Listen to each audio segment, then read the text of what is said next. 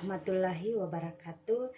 Berjumpa lagi di pembelajaran sejarah peminatan untuk kelas 11 ya. Jadi pertemuan kali ini kita sudah masuk pertemuan ke-6. Jadi pada pertemuan sebelumnya kalian sudah mempelajari dan sudah mengetahui bagaimana kehidupan ya dari kerajaan maritim pada masa Hindu-Buddha. Jadi bagaimana kehidupan dari sistem pemerintahan, politik, ekonomi, budaya, dan sosial ya. Itu sudah kalian pelajari pada pembelajaran sebelumnya.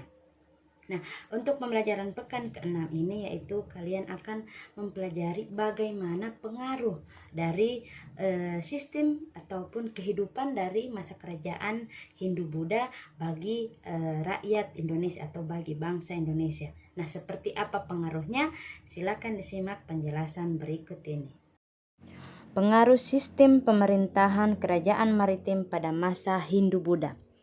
Sebelum masuknya pengaruh Hindu-Buddha, sistem pemerintahan di Indonesia masih berdasarkan pada kepala suku yang hanya berada di tingkat desa. Kepala suku dipilih atas dasar pengaruh, kecakapan, dan kelebihannya. Akan tetapi setelah masuk pengaruh Hindu-Buddha, sistem pemerintahan desa diubah menjadi pemerintahan kerajaan dengan kepala pemerintahan dipegang oleh raja yang sifatnya turun-temurun, serta keputusan raja adalah mutlak, tidak bisa diganggu-gugat. Pengaruh sistem kebudayaan pada masa Hindu-Buddha bagi masyarakat Indonesia. Antaranya, 1. Sebagian masyarakat masih melaksanakan tradisi-tradisi pada masa Hindu-Buddha, diantaranya seperti menyiapkan sesaji dan perayaan pada hari-hari besar agama Hindu-Buddha. Yang kedua, masih menggunakan kalender tahun Saka sampai dengan saat ini. Selanjutnya yang ketiga, masih menggunakan bahasa Sangsekerta, diantaranya seperti Pancasila, Bhinneka Tunggal Ika, dan Dasa Dharma. Kemudian yang terakhir, masih menggunakan warisan peninggalan kerajaan Hindu-Buddha seperti candi, arca, patung, prasasti, kitab, dan karya tulis sastra.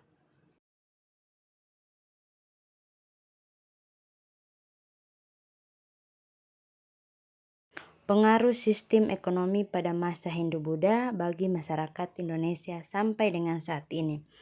Antaranya masih mempertahankan sektor agraris, yaitu meliputi pertanian, peternakan, perkebunan, dan perikanan. Selanjutnya juga ada sektor perdagangan, di mana saat ini sudah lebih berkembang lagi dengan sistem ekspor-impor. Kemudian melalui sarana perdagangan kalau dulu masih menggunakan kapal, nah saat ini lebih canggih lagi ya untuk digunakan alat-alat teknologi. Jadi antaranya melalui udara, darat, serta sekarang sudah dikenal dengan namanya ada sistem berdagang online. Kemudian selanjutnya penggunaan mata uang. Kalau pada masa kerajaan Hindu-Buddha itu emas dijadikan untuk mata uang. Nah, untuk saat ini tidak digunakan lagi karena emas memiliki nilai ekonomis yang tinggi. Dan yang terakhir, dalam meningkatkan perekonomian sampai dengan saat ini, sejak masa kerajaan Hindu-Buddha itu menjalin hubungan kerjasama dengan bangsa asing itu masih dilaksanakan sampai dengan saat ini. Pengaruh yang sangat menonjol dalam sistem sosial kerajaan masa Hindu-Buddha yang masih diterapkan sampai saat ini yaitu saling menghargai atas perbedaan, baik itu perbedaan agama, suku, ras. Di hal tersebut tercantum dalam kitab Sutasoma yang ditulis oleh Empu Tantular dengan judul Bhinneka Tunggal Ika. Dan sampai saat ini masyarakat Indonesia masih hidup dengan semboyan tersebut, menyatu dalam segala perbedaan. Itulah pengaruh dari kehidupannya masa kerajaan Hindu-Buddha di bidang pemerintahan, ekonomi, budaya, dan sosial. Nah, setelah kalian menyimak penjelasan materi ini, seperti biasa silakan membuka Google Classroom untuk mendapatkan bagaimana petunjuk kerja atau petunjuk belajar pada hari ini. Jadi sekian untuk pertemuan pada pekan ke-6 ini. Wassalamualaikum warahmatullahi wabarakatuh, dan tetap semangat untuk belajar.